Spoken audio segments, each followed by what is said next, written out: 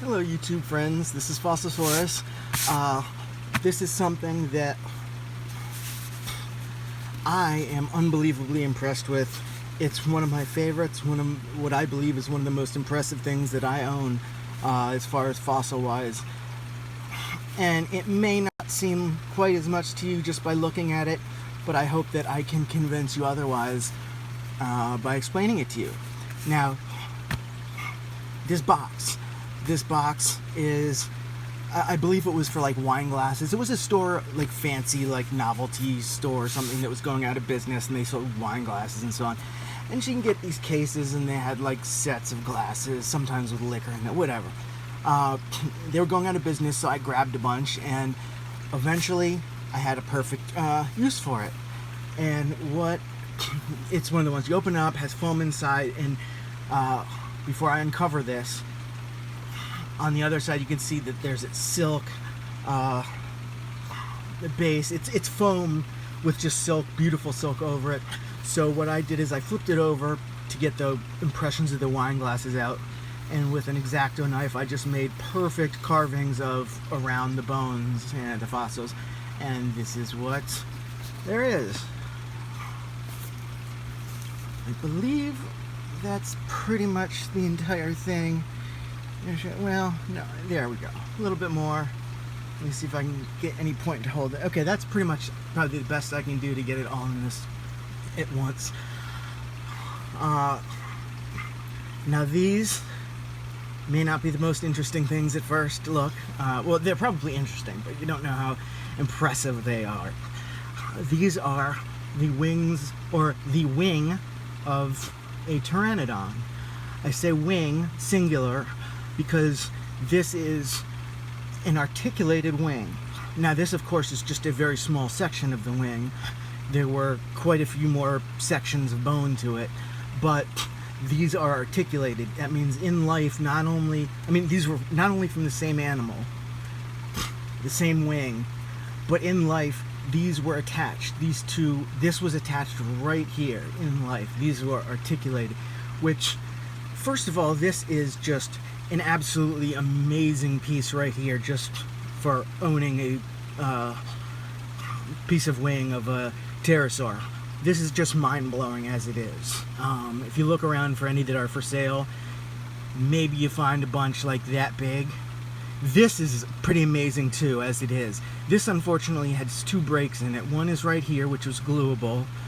The other one right here, unfortunately, there were some fragments and crumbs that were lost in the break, so there's no way, without those like micro fragments to glue back together, there's no way to get like a beautiful, perfect seal back in there. So this is going to be forever separated. But it could be glued or resined up, but it will just have like the empty spaces there. I don't intend to do that personally. I mean, as long as I'm going to be keeping them in this case. This by itself is mind-blowing. You can see, not even compare both of them. Every time I look at them, it amazes me so much. Now, these of course were three-dimensional. That's this side. You can see the inside of the bone. The inside of the bone right there. And now these were squashed flat, and you can see the entire this side has been squashed, so on. So these are the entire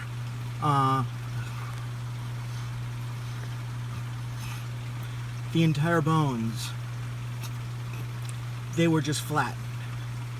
Like, this is not the inside of the round bone. This is just the concave outside of this side. So it's not like this is the entirety here. It's just if somebody took a fluorescent tube and smashed it down, and you could perfectly smash it through like that, then that's what this would be. It's all of the bone there. It's not just like got cut down and then this is just half of it. These are entire bones. But yes, the fact that these are articulated together is just, that's not something you're going to come across. I can just say that. I mean, that's why I consider this possibly the top of my collection, if not one of the top 2 or 3. Now, I mean, finding anything articulated is amazing. What you usually find articulated, by the way, is this. It's when you find things that went together in life. Usually articulation in fossils is with sections of vertebrae together, or sections of tail, stuff. That's the norm of when you come across articulation like that. But sometimes you can get some like hand bones, toes. With marine reptiles, a lot of times you can get flipper bones that are articulated, a lot of times entire flippers. But to get, I mean, Pteranodon bones, pterosaur bones are hard enough to find. Not the teeth. Teeth aren't too hard to find for the types that, for like a couple kinds that had teeth. But I just can't get across. I mean, a huge wing piece like this is, I mean, I would still be probably considered a minor end collector, but just this would be score of a lifetime for my score of the period of being a minor collector, and then this would be even more than that, and then these two together, just two from the same, because it could have been a large find of a lot of disassociated pieces from the same animal, and just having multiple pieces of the same animal is amazing, but then the ones that are directly articulated is pretty amazing. Now, Pteranodons, everybody knows Pteranodons. They are the poster child for pterosaur. Most common, by far, most common in our minds and most common in reality too. They are like the seagulls of today, like especially in certain places, like by the shore, like they're just everywhere. It's them, like another, like covered in Pteranodon crap everywhere, or something like how it is with seagulls now. And so they are unique though. They're the first pterosaur outside of Europe. First and one of the few pterosaurs with no teeth at all. They are by far the largest pterosaur until we found the Asdarchids, which is the Quetzalcoatlus family. Now, even though these guys get put to shame by the Quetzalcoatlus family, the Asdarchids size, these are still immense. They're still probably at least half of the Quetzalcoatlus size. So they are still massive, impressive, amazing animals. They got dethroned by something significantly bigger, but that shouldn't take too much away from them how amazing they are. Now, there are some arguments when it comes to pterosaurs in general. These are two like things that are just, they include pteranodons as pterosaur arguments. One of them is taking off, and this was a study they did mostly with Quetzalcoatlus remains. They found it's very, very cool. I think they found out, because they can't just speak from standing positions, start flapping and taking off like birds can. What they have figured out that is pretty much accepted widely, how they had to take off is by standing up. They had to just start falling forward, like falling on their face, but then like halfway down, spring their wings forward, because they would have their wings multiple sections. There's more than just these two sections, so there's more than just one bend. And they had tendons that carried immense tension in them when they were contracted all the way, which is what they did in order to take off. And so while they were falling forward, they kind of found like the ideal angle to be shot forward. Like if they shot themselves forward too late, they would just right in the ground. or if they, like a kite, if you shot yourself straight up too much, you might not, I mean, you just might kind of come right back down. I mean, obviously, evolution is amazing. Let's just leave it at that. So, the takeoff for these guys is to start falling on your face. And I think that is hilarious and adorable. And I'm so glad that they worked it out. The other thing is feeding. A lot of paleo art and a lot of people, just in general, a lot of people believe that pterosaurs, especially ones that are known fish eaters like pteranodons and quite a few other ones, skim fed, which means they flew by and like water levels here, and then they snatched stuff down like as they were flying, and they just kept flying. No, they couldn't do that. That's very unique evolutionary progress that needs to be done in order to be able to do that. The stresses on many different parts would completely, worst case scenario, would kill.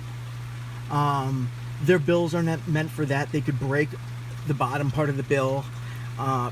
Best case scenario is as soon as the bottom of the bill hits the water, they flip over and smash down onto the water and just kind of will have to kind of regain like their senses and kind of get up on the surface of the water and take off, however they do it. Worst case scenario is they lower jaw hits the water and their neck snaps. Things that can skim feed today, that we see that can skim feed, excuse me, have very specific adaptations meant for that. So these guys, like most piscivore, I'm not sure how that's pronounced, but piscine fish eaters. I don't know if the C is silent. Most of them would either wade, swim, or kind of, when I said wade in the first place, I meant kind of like float there and just hang out by the side, or wade in the other context that I was thinking. I didn't make it very clear. Like herons, like blue herons and stuff like that. Any kind of herons. Except the big difference is that herons had long legs, pterosaurs did not. So there is a question there as far as storks and herons being much better adapted towards standing there and snagging at fish. So there is no definitive answer, but it is accepted that they did not skim feed, and it must have been a much more passive feeding situation than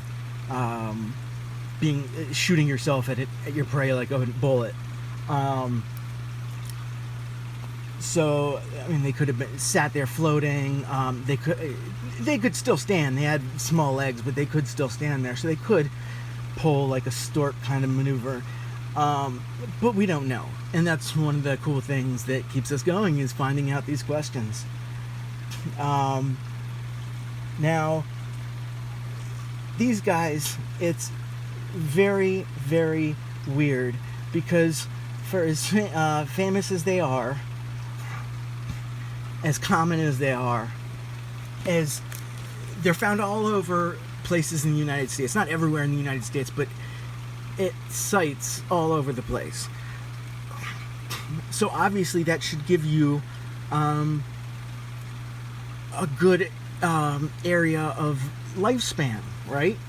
Because you can date sites. So if you find something at a certain site, you can date it for, okay, animals found here had to have lived at least within the period of this site, or at least within the layer that it was found there at. It's a lot of work that goes into this. You got to really give amazing props and respect and credit to the people who do this, because there's so much information and work that goes behind these little bits of, like, just little tidbits of information of these animals.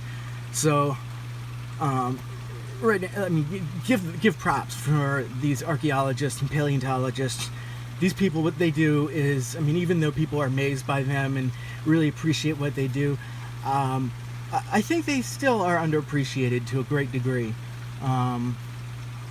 I could never do what they do. It's very amazing. And props to all of you. Any of you, if any paleontologists, archaeologists are watching this for whatever reason, thank you so much. You guys do amazing work, and you don't get enough credit. And I'm saying it right there. You guys deserve more credit than you get. Okay, that aside, and this is not saying like, but kind of situation. This second thing there's no but. Come on, get with it, paleontologists. There's nothing like that. It's just a very odd thing that I found. I started mentioning it before I started mentioning how awesome paleontologists and so on are. You would think that nailing down a time frame of life, of existence, wouldn't be too hard if you had a number of different sites to work from. But I don't know where the difficulty comes in, but I looked a lot of places, and every place I looked had a different set of dates. Now, here I'm going to read off the list of this is 7 different sites. All of these are good sites that have good information, reliable information, so it's very disconcerting to not only see that they all, like, some of them are clearly so off. I don't, anyway. So one site said, and this is the range for specifically just pteranodons. There's 2 species of them. One says 86.3 to 72.1 million years ago. One says 88 to 75. One says 76 to 73. One says 85 to 75. One says 89.8 to 70.6. One says 86 to 84.5. And then one says, oddly enough, 100 to 90 to 66. So that throws something, that last part makes me wonder if all of these are, somehow these people are, I don't know what to wonder, honestly. Like, are these, like, saying that, like, the start of them was somewhere between 88 and 75, and everybody's just agreeing that they went to the extinction, like, to 66 million years ago, and then these are all numbers, like, defining the start of them? Because some of these are so, like, one of them, 86 to 84.5, I mean, what kind of a, that's too short. That's got to be too short for the species of Pteranodon to live. I mean, it's 1.5 million years. That's nothing. That just can't be right. Now, if you average these, you can get a somewhat better number. And a lot of these numbers are within a similar sort of range, but there's no way that I can look at those numbers and kind of for myself be like, oh, you know what? I guess it means that, or I guess that's the way they meant to do it. There's no successful, confident answer for me with those numbers. So I don't know. Before this, I was under the impression that they lived until the end of the dinosaurs, 66 million years ago.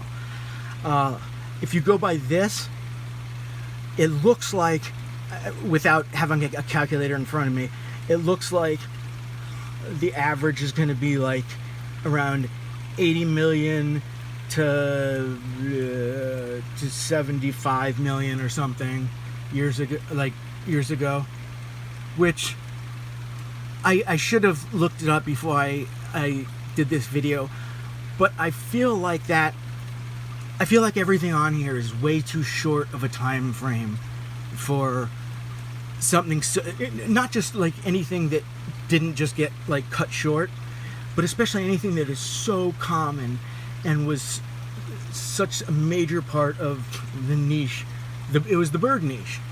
Obviously there were lots of bird niches, but a major aspect of what birds are doing now is what all of what pterosaurs were doing, but pteranodons were doing quite a bit of that. So for that, I mean, there's no reason or rhyme. I mean, it's very, I just don't get it. I don't get it. I don't know what to say. I can just kind of roundabout, like, talk like I've been doing. It just doesn't make sense to me. I would like to walk away from this thinking, okay, so let's do the average of the first, let's say, about 80 million years, 85 million years to the cutoff, to 66 million years ago. I'd like to go with that, but you can't just pick and choose like that. So I just don't know. I just don't know. I would be thrilled. I mean, I'm just on history. I'm sure I'm not going to get any comments or anything about it, but if anybody knows, I would be more than thrilled to hear any information on that, even if it's just speculative information, your thoughts on it, because it's not keeping me up at night, but it's one of those things that it's not too much shorter than the kind of stuff that would keep me up at night. Not really, but it's really something that it bothers me. So thank you all for watching my videos. It's been a little disheartening because the numbers have been going, I feel like, pretty far down, and I have like 50 videos and still just like 7 likes. So I'm starting to get the impression that of the people who did like my videos kind of getting bored of it. I'm not about to quit, but it is disheartening to see the numbers. So I'm really hoping that if you like my videos, even if you don't normally hit like for everything that you like, if you wouldn't mind for mine, it would really mean a lot to me. Both, it would just mean a lot seeing it, and also it would mean a lot giving me a better idea that people really actually do care about the videos and want to see the videos still, want me to keep making videos. So please leave me likes, subscribe. I'd always be thrilled to hear comments. I get so few of those, so anything I can hear from you guys would be, I would be thrilled to. So thank you very much. Thank you for letting me show these guys off. I'm not a big bragger, but for these guys, I mean, brag. I'm sorry, but these are just, every time I even when I just think about these, and I'm not even looking at them, I'm like, oh my god, that's so awesome. Can't believe those are mine. So anyway, thanks a lot. I appreciate it. Thanks for your time, and I hope to see you in my next video.